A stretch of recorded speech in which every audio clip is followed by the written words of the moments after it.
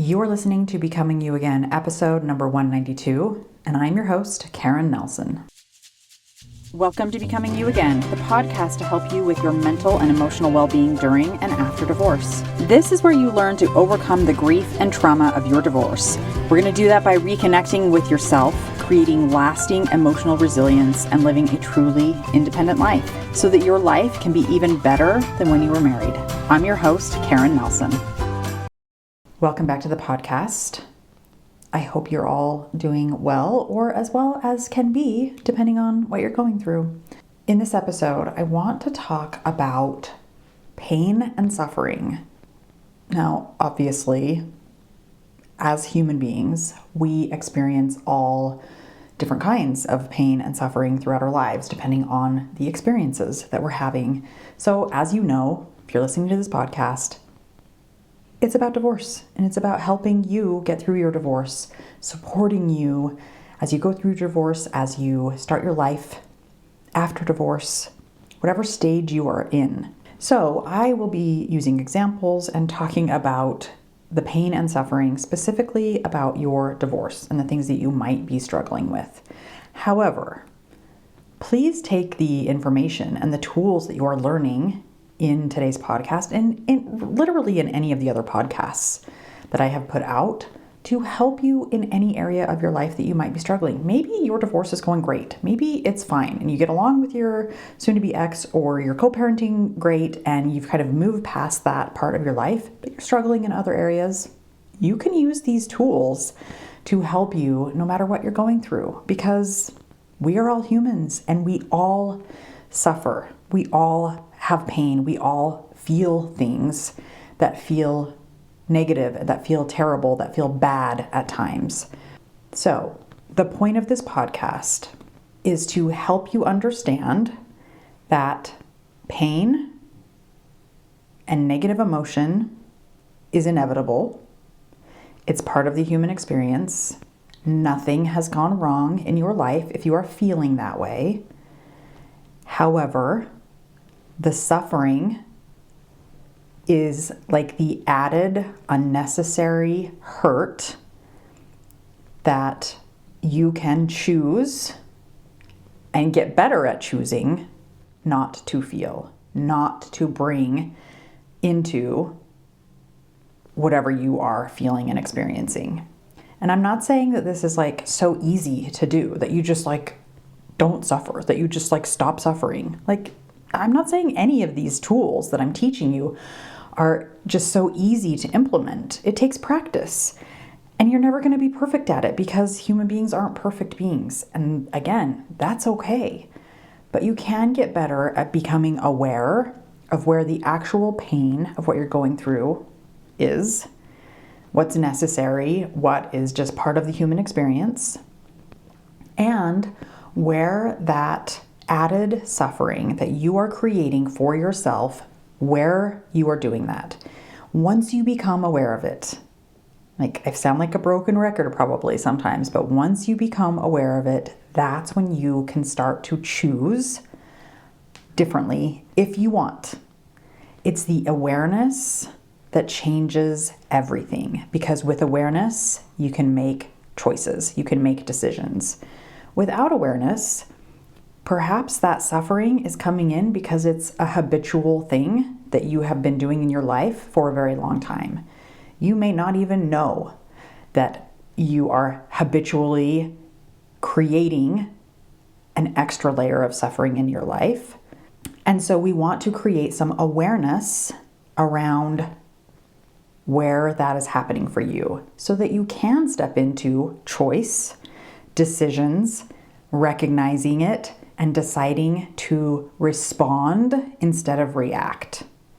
So let me kind of dive into how we know the difference between pain and suffering, and how we can start to become aware of the suffering that we're creating for ourselves, and then make choices moving forward to not create as much suffering if that's what we want. Of course, you can always choose to create that suffering for yourself, like you're in control of your own life. But at least you know that you are stepping into your own power by choosing it and not blaming what you're feeling on everything outside of you. That's where our power lies, is recognizing that we actually have control over our own emotional life. Okay, as you know, when I talk about pain and suffering in this podcast, I'm talking about like the emotional pain, right? Like the mental thoughts that you're creating that are creating emotional suffering for yourself. And I'm not talking about that you're making up any kind of situation that you've got going on in your life. If you're going through a divorce, the facts are you are separating two lives that used to be one. The facts are you probably have less time with your kids. Those are facts. But it's the mental story that is being made up in your head about what all of that means for you that is creating a lot of suffering inside of you. Emotional, sometimes maybe even physical suffering. Physical in that your body might be aching, you might be getting joint pains, you might be having inflammation, you might be having chronic pain syndromes, things like that. All of that can be tied to our emotional life and our emotional stressors. So I'm not saying that like this will cure everything for you if you're having those kinds of things, but it may help lessen it because our emotional life definitely affects other areas of our life. So let's lessen some of that suffering that you might be feeling. So Buddhists have a story that kind of explains this idea of pain versus suffering. And they say that when we experience something that is negative in our life, it's like having two arrows flying our direction. When we are physically struck by the first arrow, that's painful, right? That's going to hurt. And so if we're going to kind of use the example of what might be going on in our lives, the divorce, that hurts, right? The severing of the two lives that were one and separating them into two different households and everything that goes along with that, that is the first arrow. It's painful, it hurts. There's things that are going on with that just feel crappy. There's a lot of negative emotion attached to that. However, being struck by the second arrow in this Buddhist story is even more painful. And it's that second arrow that is our suffering. The Buddha explains that in life, we can't control the first arrow most of the time. We cannot control what circumstances, what experiences are going on around us. Can't always control that we're going to go through a divorce. However, the second arrow is our reaction to the first. The second arrow, the pain, the emotional suffering that you're creating, that is optional. So if the first arrow is like your divorce or anything that goes along with the divorce, the second arrow is what you're making the first arrow mean. What are you making your divorce mean about you and your life? What are you making less time with your kids mean about you as their mom, as their parent, about what they think about you? What meaning are you giving it? And you can give it meaning that feels really shitty and hard and makes you believe that you are a victim and that your life is ruined and that you will never find happiness and that you are unlovable and unworthy and all of those things. And maybe you're choosing to do that. And if you are, just know I love you. I've been there and it's possible for you to choose differently. And know that you can also choose different meaning. You can also make different meaning out of what your divorce means about you, what not being around your kids mean about you. You get to choose what the meaning is. That is the greatest thing about being human, is we get to decide for ourselves what meaning we will take from things. For example, let's say that you and two other women were sitting on a couch together and you were having a conversation and you were all either going through a divorce or divorced. And let's say that you are talking about your divorce and how terrible it is and how you wish that it wasn't happening, how bad the relationship is with your ex, how you never communicate, how you wish that things had been different, how you wish that you got to have more time with your kids, and it was very upsetting for you to even be experiencing this in your life. And then one of the other women sitting on the couch with you having this conversation was also going through a divorce. However, she had asked for the divorce. She was moving forward as the person that she wanted to be, meaning she was stepping into her power. She was enjoying her time with her kids when she had them, and when she didn't have them, she was creating momentum toward the kind of life that she wanted. She was working on her career. She was making new friends. She was really reconnecting with herself in a way that she had never been able to do during her divorce. Although she was experiencing painful things, like she did miss when she wasn't with her kids, and she felt sad about that, she was also really enjoying the life that she was creating for herself outside of her marriage and moving toward that. And then the third person on the couch was someone who had been divorced for several years, and she understood both sides because she had been through both experiences. However, she had made her divorce mean that it was one of the best things that had ever happened to her. And she wasn't even the one who asked for the divorce. She had been left. She had been cheated on. And yet, the way she viewed her divorce was as the perfect storm, if you will, of her being able to reconnect with herself that she believed she would never have been able to do had she stayed in that marriage. She was happy in her life for the most part. She still felt pain. She still felt grief. In other ways, she still got angry. She still felt all of the regular human painful emotions. However, she didn't make it mean that anything had gone wrong in her life. Now, none of these women are doing anything wrong or bad. The differences are the created extra layer of suffering that each one might be feeling in different ways. Now, it's very clear that the first example of the woman is creating a lot of extra suffering, where she feels like a victim. She feels like she is unworthy and unlovable. She's coming from a very scarcity mindset based on how much time she gets with her kids, the relationship that she has with her ex and not being able to talk with him, not being able to co-parent with him. And again, I'm not saying that any of this is bad. Maybe your relationship, you shouldn't be having conversations with your ex. Maybe that is a very toxic relationship and you should be setting boundaries. Again, it comes down to what do you want to decide is best for you and your life. But that emotional extra suffering is optional.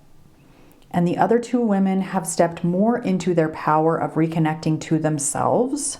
They may still be creating some suffering. However, they are more aware that they are in charge of what their emotional life actually looks like.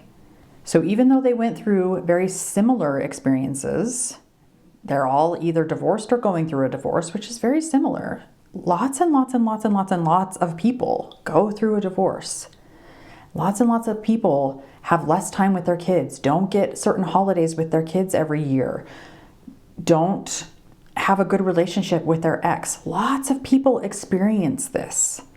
However, we all, for the most part, make different meaning. And so you get to decide what meaning you're going to make. So let me teach you how. So there's a really good book. If you haven't read it yet, it's called Don't Believe Everything You Think. And I talk a lot about our thoughts and how our thoughts oftentimes very much create our emotions. Now, this isn't always, right? Because we also know that we have a nervous system that gets very heightened very easily, and habitually we will create suffering for ourselves through our physical body, right? Through how our body reacts to things. But understanding the thoughts that are creating a lot of suffering for ourselves will only lead to helping you understand and reconnect more to yourself because you have a better understanding of what your brain is feeding you. So if you haven't read Don't Believe Everything You Think, it's a great book. But I'm going to be working through a workbook that goes along with that book and just asking a couple of questions to help you identify some of the times where you are reacting to that second arrow, right? We're going back to the Buddha example that I used at the beginning. We want to start identifying. That means becoming aware of, identifying, looking back, and analyzing what you're doing to create extra suffering on top of the pain and grief that you're already feeling. So think about the last time that you experienced something really painful during your divorce. Maybe it was yesterday, maybe it was 2 weeks ago, maybe it was 2 minutes ago because you got a text from your ex that you were not expecting and he said a lot of terrible things or whatever, right? But think about the last time. That's the example that I want you to go to.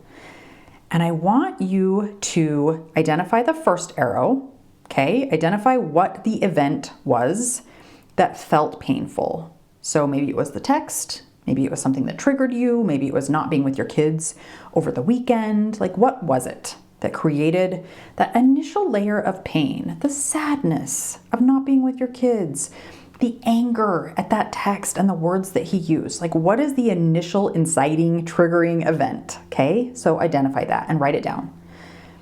The next step is we want to become aware of what that second arrow is. And basically what that means is write down your reaction to that first arrow, to that first circumstance that happened. What were you thinking about it? What meaning were you giving it? What story was your brain telling you? Write it all down. Talk about what you were feeling. Write it down, get it all out, and we're going to do it without judgment, because the less judgmental you are about your thoughts, the more you have access to be able to change them if that's what you want. So we're not going to judge yourself and say, I know I shouldn't be thinking this about my ex, but I do. I know I shouldn't be having these thoughts about... No, we're not doing that. We're just writing everything down to recognize where you're creating suffering in the meaning that you're making, in the story, the narrative, however you want to refer to it, but whatever is happening, that's what you want to focus on, okay? So write it all down. And then I want you to go through and I want you to separate. This is how I like to do it with my clients. I really want you to separate the facts, underline the facts of whatever you wrote down. Anything that is like, I didn't see my kids for 2 days. That is a fact. That can't be changed. Nobody could argue with you didn't see your kids for 2 days, okay? Those are the facts. So go through and underline any facts that you wrote down on your piece of paper. And then you're going to go through and you're going to circle anything else that is a narrative, a story, a second arrow that is creating a lot of suffering for yourself. Those are the things we want to focus on and become aware of. Those are the things that are creating an extra layer of pain, of anxiety, of worry, of uncertainty, of whatever it is that you're feeling. That's the layer that we want to become aware of so that we can decide if we want to keep it, if we want to keep that narrative or not. So maybe you wrote down, I didn't see my kids for 2 days and I was so sad and I hated being by myself. I hated being alone. I didn't feel like I had any point to my time. I felt like my kids didn't want to talk to me the whole weekend. I would text them and I wouldn't hear back. I was very frustrated with my ex because I had asked him beforehand when he was going to pick up the kids and he didn't tell me what time he was coming, and then he just kind of showed up, and it's so annoying to me that he does that. And I absolutely think that he is just the worst human being, And I'm so angry at myself for having put up with his shit for so long. And I'm so angry at my kids for not texting me back. I wish that they just understood where I was coming from. And I wish that they missed me as much as I missed them, and yada, yada, yada, right? We're just going to keep writing. And then you're going to circle all the things. In that example that I just gave, I can already pull out 2 examples of fact. Didn't see your kids for 2 days. And they didn't text you back. Okay, actually 3, because I also said something like, he picked them up at a time when you didn't know he was coming. That's sort of a fact. There's a little bit of like narrative going on in there, but if we wanted to get really facty, you could say he picked them up at 3 p.m. and I didn't know he was coming at 3 p.m. That would be a fact, right? And then everything else that was in that paragraph was narrative. It was all meaning. I don't think my kids like me. That's why they don't text me. I wish that they understood what I'm going through. I wish they understood how painful this was. I blame myself for putting up with this for so long. Anything else, right? I can't remember specifically because that was just off the cuff, off my head. I don't know, but it will be easier for you because you're going to write it down when you do this. But that is all meaning. It's all narrative. It's all the second arrow. Now, it doesn't mean that you can't think and feel those things, right? Of course you can. You can get to feel whatever you're feeling. However, you get to choose what you're thinking about it. What if it's possible that your kids still totally love you and just are bad at texting back? I have a 19-year-old son who, when he's at school, I text him every single day, morning and night, and I maybe get 1 text a week from him. Not 1 text a day, 1 text a week, maybe.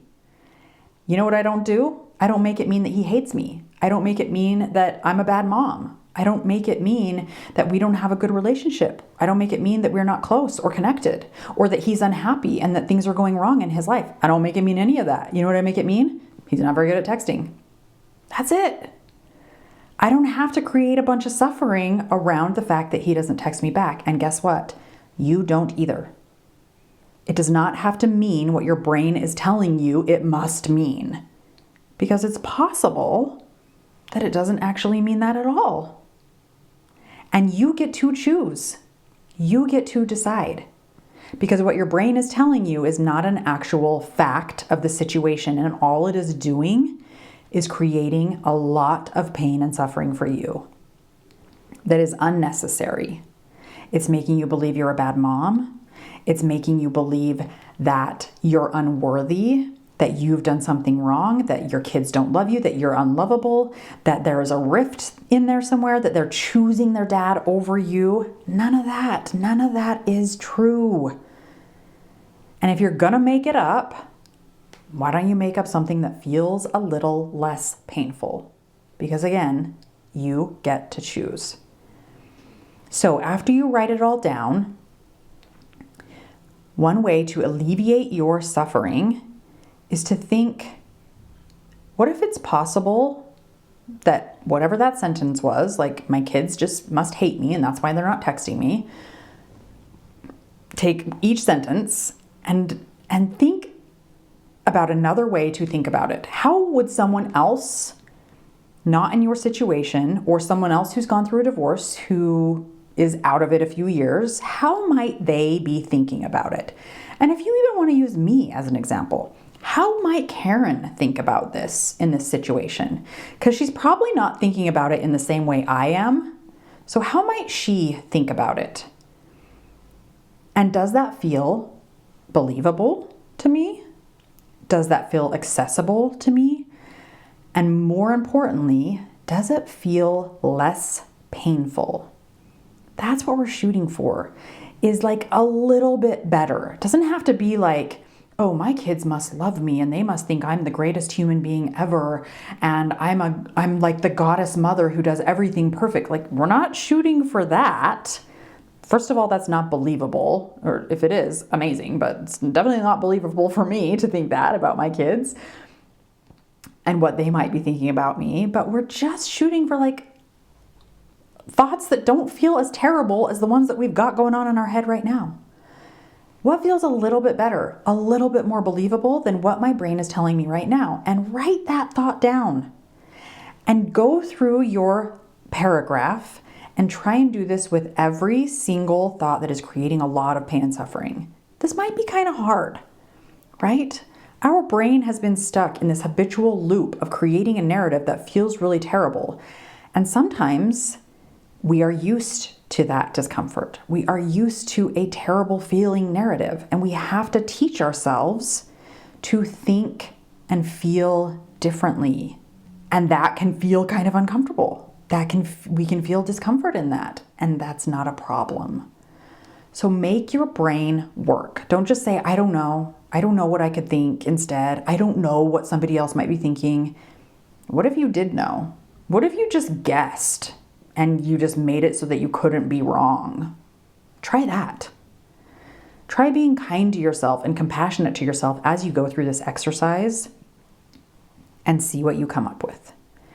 And then instead of trying to use every single new thought and trying to feel better at every moment, you just, when you're feeling pain and sadness, you open up to the pain and sadness. I have a lot of podcast episodes about how to feel negative emotion, how to be open to feeling negative emotion. Go listen to one of those podcasts and sit in the negative emotion. Invite it in. Let it be there. Now listen. Notice that I did not say sit in the suffering. You can sit in the suffering. You're capable of sitting in the suffering. But it's the negative emotion, the first arrow, that is okay. We can feel that. It's not a problem to feel negative emotion. There's nothing wrong with feeling negative emotion. But it's the suffering, that second arrow, that you can change. And that's where you're going to feel a little bit better. When you pick a new thought, a new story, a new narrative that you want to adopt and replace the old one with.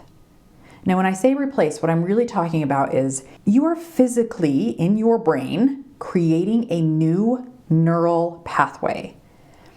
You have a very well-worn neural pathway of your old narrative that's creating so much suffering for you. We want to create a completely new neural pathway that is much easier for your brain to go to. This takes time. This takes practice. This takes awareness. This takes not giving up after trying it one time, thinking that thought and going, oh no, I only remembered it to think that new thought one time and I must be doing it wrong. No, you're just a human and you have a habitual neural pathway. Just think of like a well-worn path in your brain that you've used over and over and over again. So it's very easy for your brain to go back to that narrative. We're creating a new path. Like if you were to go hiking in the mountains and there's the really well-worn path and then you're like, I'm going to create a new path and I'm going to go this way. And there's no path there yet, but I'm going to create one. The more you walked on that new path that you were creating, the more worn it would become. That is what you're doing in your brain with these new thoughts. You are creating a new neural pathway that over time and repetition and remembering and awareness and compassion and grace for yourself when you mess up and go back to the old one, it becomes more well-worn. And your brain goes to that one more often over time than it does the old one. That's what we're going for. So do this practice. It's totally necessary for you to feel pain because that's part of the human experience. It is not necessary for you to feel emotional suffering. And the less suffering you feel, the more you will be able to heal through your divorce and create the kind of life that you want moving forward. Reach out to me on Instagram if you have questions about this. If you're unsure, schedule a free consult with me. Come and talk to me and I'll walk you through it. We'll do it together if that's what you want. Check the show notes, go to my website, go to Instagram, message me, any of those places you can reach out to me. We can talk. We can set up a time to talk, whatever works best for you. But I promise you, if you do this for yourself, you will start to recognize where you are creating emotional suffering that is unnecessary. All right, my friends, I love you. You got this. I will be back next week. Hi, friend. I'm so glad you're here and thanks for listening. I wanted to let you know that if you're wanting more, a way to make deeper, more lasting change, then working one-on-one with me as your coach may be exactly what you need. Together, we'll take everything you're learning in the podcast and implement it in your life with weekly coaching, real life practice, and practical guidance. To learn more about how to work with me one-on-one, go to KarenNelsonCoaching.com. That's www.KarenNelsonCoaching.com.